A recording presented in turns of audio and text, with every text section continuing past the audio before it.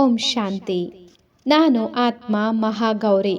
ಪವಿತ್ರತೆಯ ಶಕ್ತಿ ನಿರ್ಮಲ ಮತ್ತು ಬಿಳಿ ಜ್ಯೋತಿಯ ಸಮಾನವಾಗಿದೆ. ನನ್ನ ಉಪಸ್ಥಿತಿ ಇರುವಂತೆಯೇ ಅಂಧಕಾರ ತಾನೇ ಕರಗಿ ಹೋಗುತ್ತದೆ. ನನ್ನ ಪವಿತ್ರತೆಯೇ ನನ್ನ ತೇಜಸ್ಸು. ಶುದ್ಧ ಬೆಳಕು ಹೇಗೆ 4 ಕಡೆ ಹರಡುತ್ತದೆಯೋ ಅದೇ ರೀತಿ ನನ್ನ ಶಾಂತಿ ಮತ್ತು ಸೌಮ್ಯತೆ ಪ್ರತಿಯೊಬ್ಬರ ಹೃದಯದಲ್ಲಿ ಶೀತಲತೆ ಮತ್ತು ತೃಪ್ತಿ ತುಂಬುತ್ತಿದೆ. ನನ್ನ ನಿರ್ಮಲತೆಯಲ್ಲಿ ಆ ಸಾಮರ್ಥ್ಯವಿದೆ.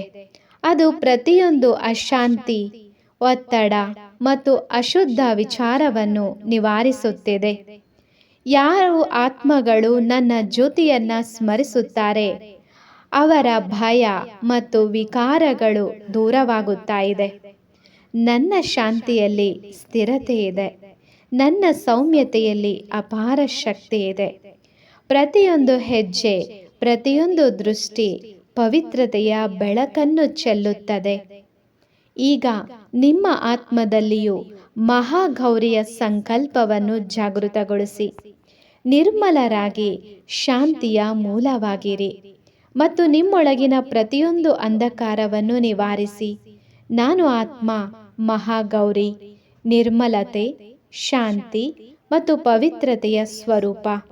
ಇದೇ ನನ್ನ ಶಕ್ತಿ, ಇದೇ ನನ್ನ ನಿಜವಾದ ತೇಜಸ್ಸು. ಮಹಾಗೌರಿ, ಪವಿತ್ರತೆಯ ದೇವಿ. ಓಂ ಶಾಂತಿ.